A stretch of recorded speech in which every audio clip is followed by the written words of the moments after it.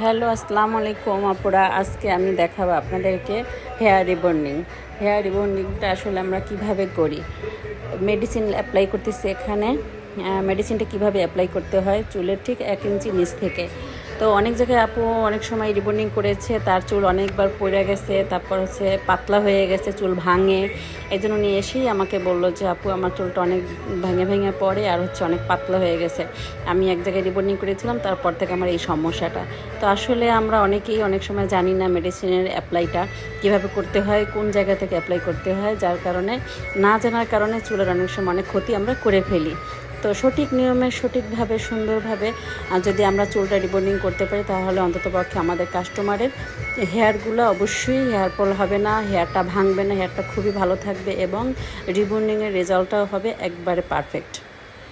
তো আপুরা যারা আমাদের উপর ভরসা করে আসেন, তো আমিও চাই আপনাদেরকে খুব ভালো একটা সার্ভিস দেওয়ার জন্য।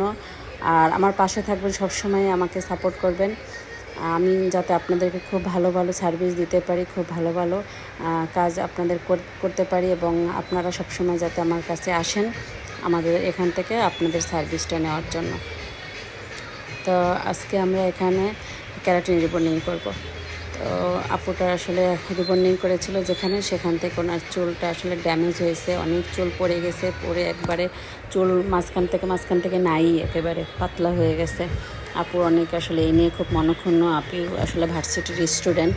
তো তো আমি বললাম আপুকে, আপু আপনি কোনো টেনশন করবেন না, 100% গ্যারান্টি ওয়ারেন্টি দিয়ে দিয়েছি, আপনার চুলে কোনো রকম কোনো সমস্যা হবে না, চুলটা ভালো থাকবে এবং আপনার হেয়ারের যে আজকে রিবন্ডিংয়ের যে রেজাল্ট সেটাও আপনি দেখবেন, খুবই ভালো হবে এবং আপনি অবশ্যই আমাদেরকে স্যাটিসফাই হবেন আজকে ইনশাল্লাহ। আপু আপনি একটু অপেক্ষা করুন আমাদের ফাইনাল লুকটা দেখার জন্য।